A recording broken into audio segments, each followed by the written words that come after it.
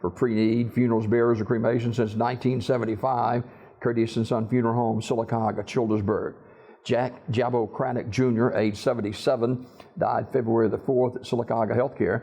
Visitation will be Friday at Curtis & Son North from 1 until 2, with a funeral service to follow at 2. Burial in the Evergreen Cemetery. All service officiated by Dr. Jim Cooley. In lieu of flowers, donation can be made to the Rheumatoid Arthritis Foundation, the American Diabetes Association, and Auburn University Foundation. Online condolences at CurtisandSonFH.com. Curtis & Son Funeral Home, North Chapel directing.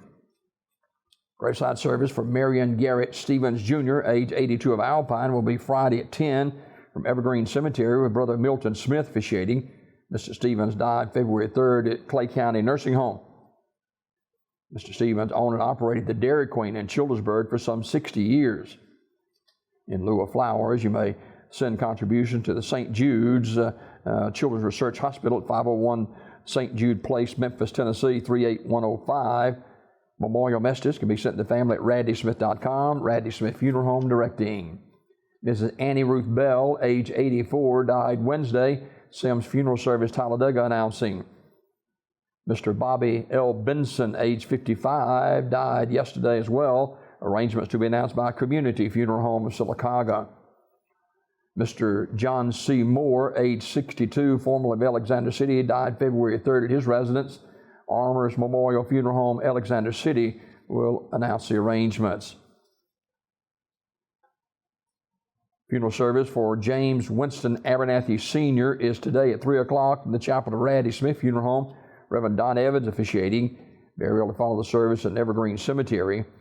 Visitation is today 1:30 to 3 o'clock at the funeral home.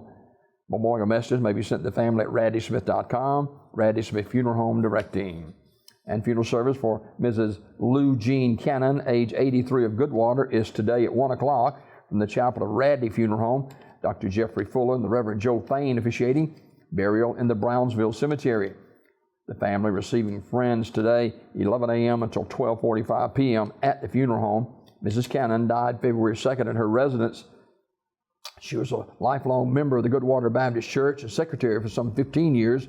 She was the matriarch of the church. The family will accept flowers or donations can be made to the Goodwater Baptist Church or Cancer Outreach and Community Hope.